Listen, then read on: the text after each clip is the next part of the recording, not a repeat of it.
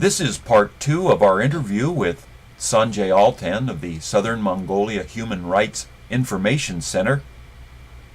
And I've had the rare privilege of speaking with Sanj Altan today. And so I'd like to follow up on our previous question. What can the Chinese government do to repair its tarnished human rights image at home and abroad? After all, they have jailed Ai Weiwei, a Chinese person, well-known artist, for just discussing what he thought was bad, and certainly he wasn't calling for the overthrow. And now we have this evidence that you presented about Hada and his family, and the Chinese government is so scared that they've been imprisoned now for almost 6 months. So what do you think the Chinese government can do to change this image and see a better life for the people of the People's Republic of China? Jack, this is a very important question. What should the Chinese government be doing to repair their tarnished image, both at home and abroad? I really wish I had a good answer for that.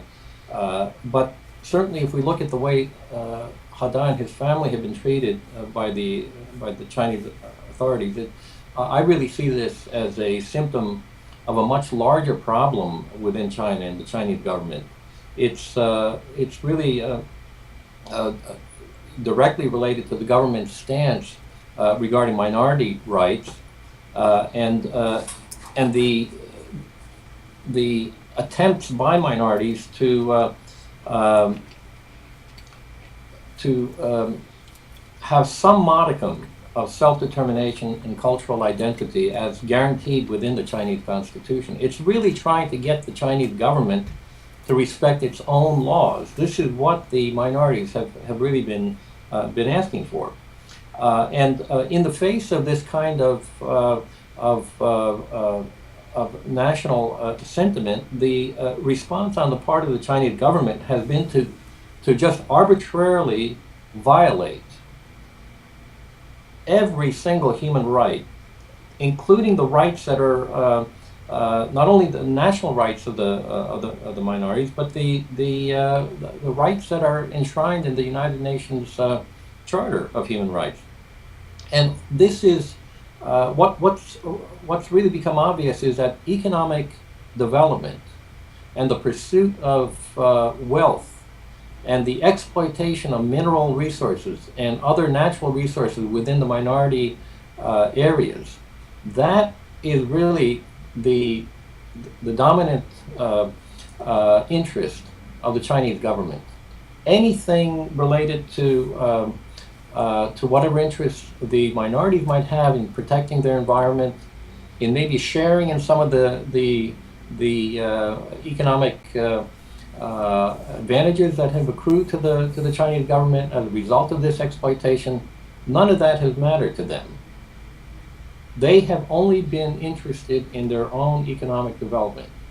So a country and a society that only values economic development and places no value on human rights, on questions related to human value, I don't think that in the community of great nations that China really has a place there yet. So they really, and I think there's quite a bit of discussion where they themselves are coming around to recognizing this. What can they do to improve their image? Certainly economically, they're on an equal parity with the Western nations. So it's time for all of us to really call on the Chinese government to come out of the shadows of this arbitrary law situation, to really begin to grapple with the question of what is the rule of law. how can it be applied to China? How can they give individuals like Hada and his family some access to the rights that they deserve, to the human rights that the Chinese government themselves, they've been a signatory to the UN Human Rights Charter. So we can only hope that they will begin to respect human dignity, human rights, individual freedoms, and to begin to appreciate diversity within their own culture. Right now, they're still at a very primitive stage when it comes to those questions, and it's something that we at the SMHRIC deal with and think about every day. Well, thank you, Sanjay. There's lots in the news that the Chinese government attempts to label people that they don't agree with as splitists, call them terrorists and whatnot. Actually, what is happening is that the Chinese government is using intimidation on its own citizens to make them follow the dictates of the Chinese Communist Party. So they can probably change their image if they make everybody believe their propaganda. But the real way that they need to change is to actually follow their laws. And so what can we as individuals do to bring attention to the Hada case and see some justice for Hada, Shina, and Oiles? Jack, the sad reality is that the current Chinese government has been deaf to the pleas of human rights organizations and prominent spokespeople such as the Dalai Lama and others since the day of their founding, actually. And that in no way, though, makes it less important for us to emulate Gandhi and Martin Luther King in pursuing nonviolent means to achieve a good end, to appeal to nonviolent means to express our dissatisfaction with the policies of the Chinese government, especially regarding minority rights.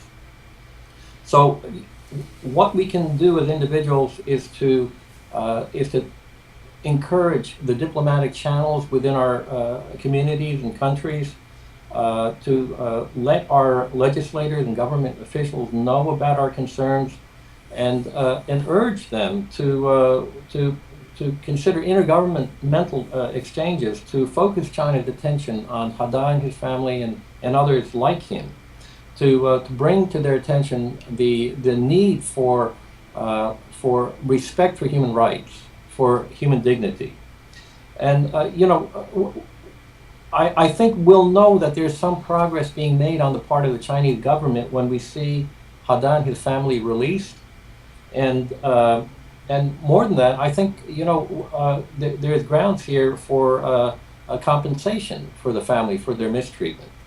And I want to add too that Hada has been going on hunger strikes, and if through his hunger strikes he dies, I think that should be held, that the Chinese government should be held responsible for his death. They have contributed to a situation in which an upstanding individual has died to pursue his beliefs and his moral convictions. Well, thank you, Sanjay. Thank you very much for being interviewed today and taking the time out of your busy schedule.